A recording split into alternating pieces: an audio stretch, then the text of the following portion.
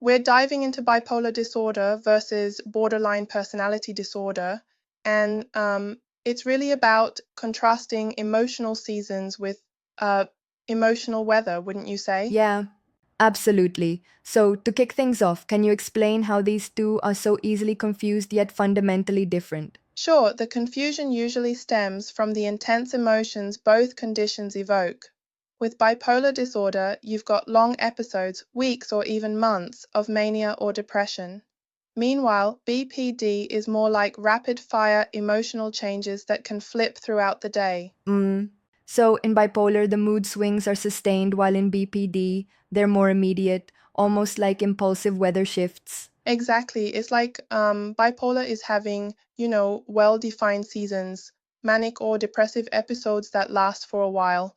BPD, on the other hand, it's like sudden thunderstorms of mood guided by interpersonal triggers. And with bipolar, the manic phase can really change someone's behavior, right? Like reduced sleep, racing thoughts, and sometimes impulsive decisions. Right on.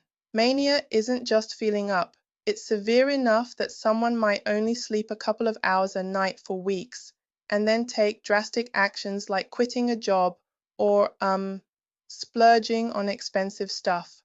People might even experience grandiosity. I've heard hypomania described too, sort of as a milder version of mania. How does that fit in? Exactly. Hypermania is the quieter cousin. The person feels elevated and energetic, but not to the disruptive degree we see with full-blown mania.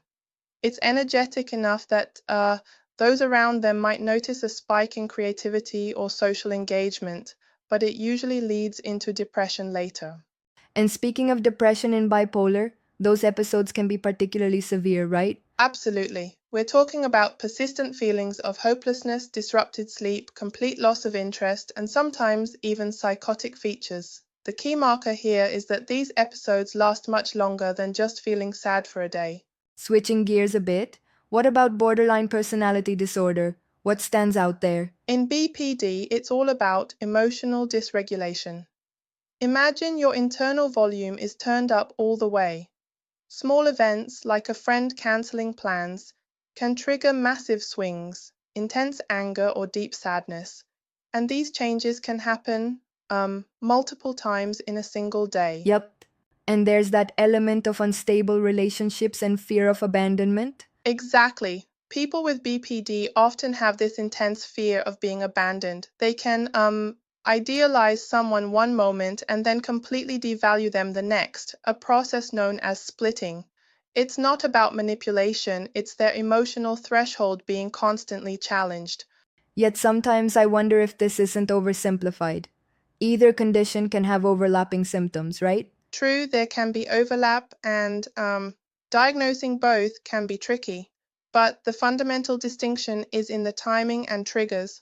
With bipolar, the mood states occur in distinct periods, and people often return to normal functioning in between. BPD, however, is more about persistent emotional instability driven by relational dynamics. Mm. And when it comes to treatment approaches, they also differ significantly, don't they? Right on.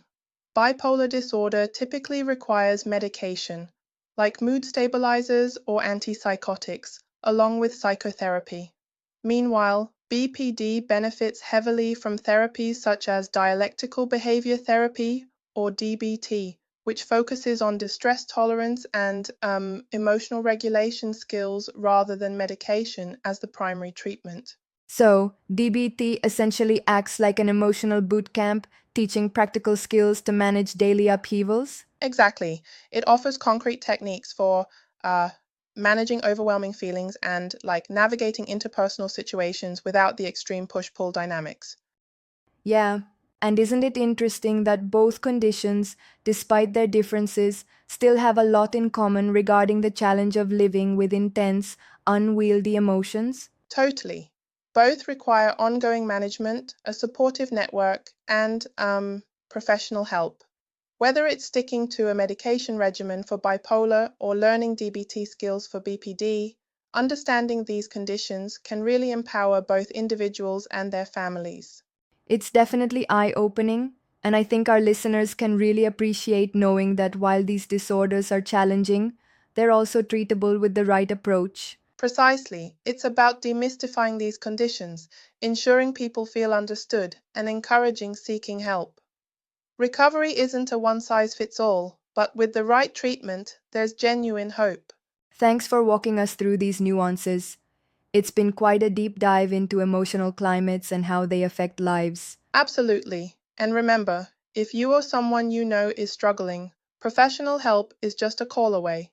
Take care and keep the conversations going.